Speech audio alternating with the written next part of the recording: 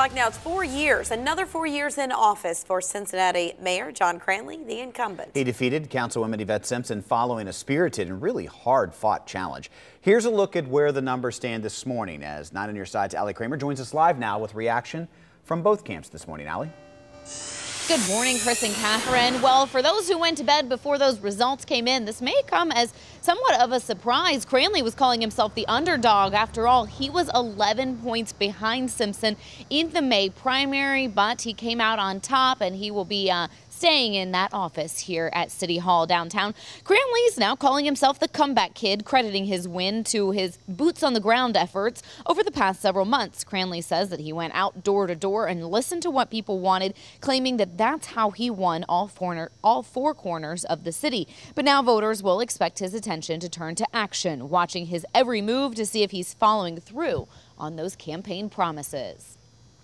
Next is to continue to reduce poverty, to improve safety, to add more jobs, to improve public transportation, to deal with the heroin crisis. We're moving in the right direction, but we got a lot of work to do, and I can't wait to do it. Now, in running for mayor, Simpson had to, of course, give up her seat on city council. She says she's not going away. She's going to push even harder for our neighborhoods. We still have a lot of work to do here in Cincinnati, and I told John when we talked on the phone today, he's got a responsibility to the people who need him most, and I'm going to hold him to that. And it looks like Cranley will be serving with some familiar faces. All 6 incumbents won another seat on city council. And Chris, how did those votes shake out? Well, let's take a look at the numbers there, Allie. You're right. So pretty much a lot of familiar faces. There'll be 3 new ones. PG Sittenfeld was the top vote getter once again, followed by David Mann. Chris Seelbach, Wendell Young, Chris Smitherman, and Amy Murray returned to their seats on council as well. The new council will be Tamaya Denard, who was PG Sittenfeld's top aide, Greg Landsman, and that's in his second bid. He makes it onto council. Jeff Pastor rounds out the list, and then he and Murray are the only Republicans on the city council in Cincinnati. Now, in this off-year election, we got to talk about turnout, voter turnout. It was low, no major problems, and that's the big story from Hamilton County's Board of Elections this morning. Sherry Poland with the board says that its projection of 35% turnout in Hamilton County was a little high. It's closer to about 30%.